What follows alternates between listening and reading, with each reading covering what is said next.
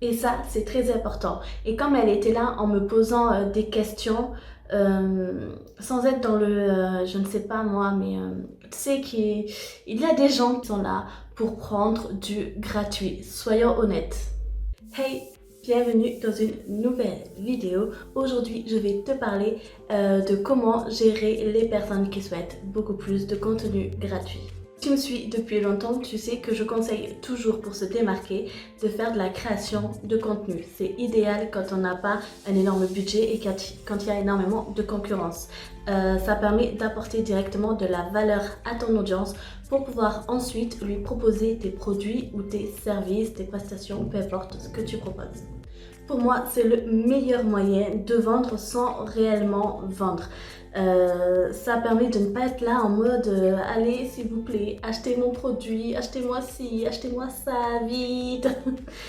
Sauf que quand on crée du contenu gratuit comme ça, qu'on en crée énormément, qu'on apporte énormément de valeur, il y a certaines personnes qui en veulent plus en fait. Ou des personnes qui trouvent ça normal de poser certaines questions alors qu'on a justement soit un produit qui répond à une formation, un cours en ligne ou un coaching, voilà, qu'on répond déjà dans nos services payants. Et j'en ai déjà discuté avec d'autres créatrices de contenu et on a tous des personnes comme ça dans notre audience. Et encore ça, c'est pas vraiment le pire. Car au final, poser des questions, c'est plutôt normal et c'est plutôt cool. Moi, j'aime bien répondre quand on me demande des questions, quand on me demande mon avis sur telle ou telle chose. J'aime bien prendre le temps de répondre. Parfois, parfois, je détaille, etc. Mais c'est vrai que, en général, je généralise un peu. Mais c'est vrai qu'en général, quand on commence à répondre à ce genre de personnes, on n'a plus de réponse. Parfois, j'ai besoin d'en savoir plus sur la personne, sur ce qu'elle fait, sur qu'est-ce qu'elle a déjà mis en place, etc. pour pouvoir l'aider. Mais quand je lui demande, pas de réponse. En revanche, il y a aussi des personnes adorables, comme j'ai eu le cas cette semaine, qui te posent des questions qui hésitent un petit peu à se lancer, qui ne savent pas trop comment s'y prendre, etc. Et voilà, j'ai eu le cas cette semaine, je lui ai demandé qu'est-ce qu'elle faisait, si elle pouvait me montrer un petit peu ce qu'elle faisait, etc. Et elle m'a répondu et on a eu un certain échange. Je lui ai donné quelques pistes, je l'ai un petit peu aidée, on a échangé pas mal de fois.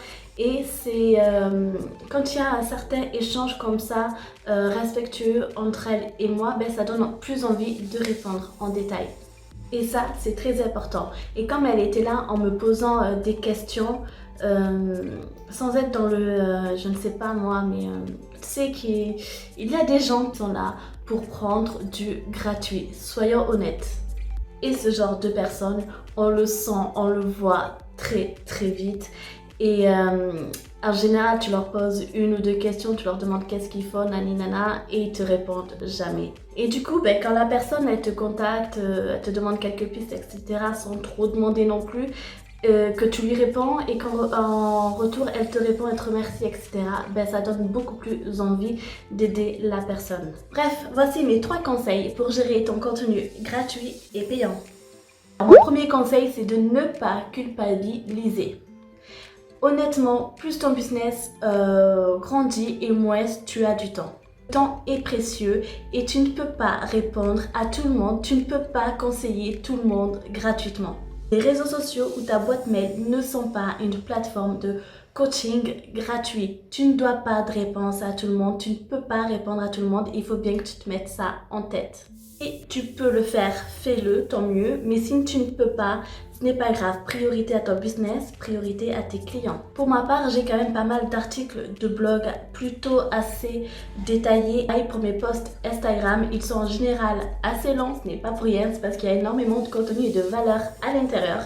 Et donc c'est vrai que quand je reçois souvent les mêmes questions ou que j'ai déjà fait un article là-dessus ou un post Instagram là-dessus, je renvoie la personne vers cet article en question. Garde en tête que tu produis du contenu gratuit et payant. Les gens ont le choix de soit seulement consommer ton contenu gratuitement et c'est ok, ou alors d'aller plus loin avec toi, d'aller beaucoup plus vite et de t'acheter un coaching ou une de tes prestations. Mais ce sont leurs choix.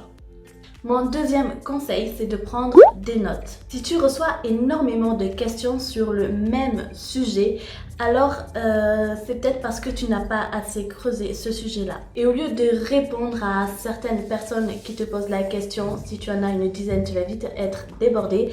Note-toi toutes les questions que l'on te pose régulièrement pour pouvoir créer du contenu autour de ça. Car si une personne te pose cette question-là, peut-être que d'autres se la posent aussi.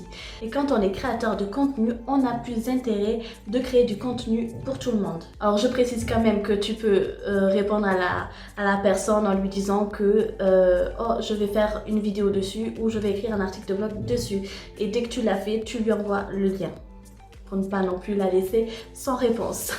Mon troisième conseil, c'est de renvoyer ces personnes vers ton contenu payant. Tu vas avoir des personnes qui ne sont pas forcément très contentes quand tu vas pas leur répondre à leurs questions, que tu ne vas pas rentrer dans les détails. Par exemple, le genre de question quelle est la marche à suivre pour perdre du poids si tu es coach sportive, ou alors comment on crée un logo en 3D si tu es graphiste par exemple.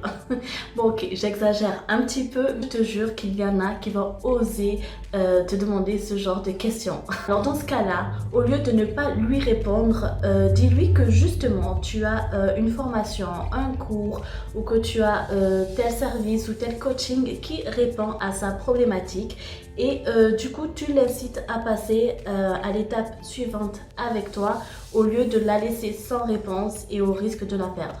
Et là, soit tu n'as plus de nouvelles de la personne parce qu'elle ne comptait pas te payer, elle voulait uniquement du contenu gratuit, et ça c'est ok, on ne veut pas ce genre de personne.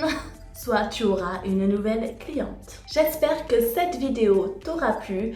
Si c'est le cas, n'hésite pas à me laisser un petit like et un commentaire pour pouvoir m'encourager, de t'abonner à ma chaîne et d'activer la petite cloche pour être au courant de la prochaine vidéo, dans laquelle je vais te donner 3 conseils pour te débloquer, pour t'aider à te lancer quand on a une idée de business, une idée, un projet qu'on aimerait lancer mais qu'on est encore à l'étape de est-ce que je le fais, est-ce que je ne le fais pas.